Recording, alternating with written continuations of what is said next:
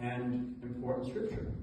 Right? Where St. Peter tells us, your opponent, the devil, is prowling around like a roaring lion looking for someone to devour. And isn't he doing that to our families? Isn't he doing it to our children? Look around what's happening to them. Look at the suicide rate.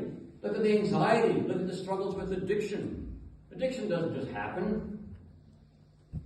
There are problems underlying this. Satan is chewing up our children, chewing up our families, chewing up people. Now, what happens in a village when a lion attacks? They'll get together and say, uh-oh, who's next? You sleep in the front room tonight, I'm taking the back. No, they get together and they go lion hunting. It's time to go lion hunting. It's time to save our families and our village from this lion who's doing so much damage. But this lion hunting, this battle against Satan, this might be different than we envision. This is not an exorcism movement. It's not a deliverance movement. Sometimes I hear about spiritual warfare, and I get a little concerned about the way people wage it, as if it's human warfare. It's not the same. Our warfare against Satan and against the powers of evil is not one of militancy or stridency or fear or anxiety.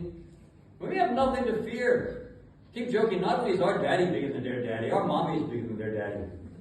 They have far more to fear from us than we have to fear from them. That's why they're so violent, so against us. Satan right now is like a cornered wild animal. That's when they're most dangerous. He knows his time is up and he's striking out viciously. He's the one who's afraid. We don't need to fear. Ours is a war of displacement, not a war of aggression. Ours is the same war that light wages against darkness. When the dawn comes up, does the night stand a chance?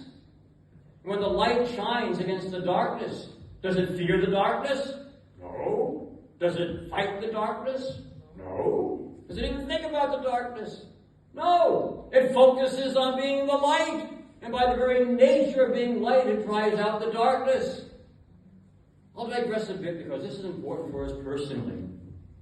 The flame of love brings that great light that drives out the darkness. It can drive out the deepest sins out of our life. Now, how do we get those really deep sins out? There are some sins you break like a bad habit. We go through a 12-step program for them. I don't know. But, what about those deep ones? The ones where you go to confession, you just take the 3x5 card out and you say, here the same as last week. What do we do about those sins that just don't go away? Well, the problem is sometimes the way we battle against them. I'll use this analogy. When you look at an empty glass, it's really not empty, is it? It's filled with air. Right? How do you get the air out of a glass? Well, some of us might hook up a vacuum pump and you try to suck the air out of the glass and you get a lot of it out, but you never get all of it out, do you?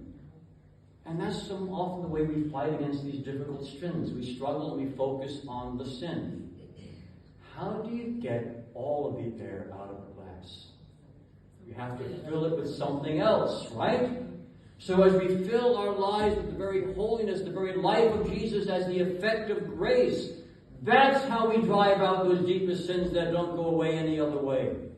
When we're filled with that love so much, we would never look at that filth that objectifies other people. We would never think to be so prideful and vain as to impose our anger on another person. We would never think out of love to share that tidbit of news that we are the first one to hear. Because love has filled our lives to displace the sin. The light has displaced the darkness. Grace is everything. Other than that, we're just breaking bad habits with human effort. Grace is everything. And this is the greatest outpouring of graces since the Word was made flesh.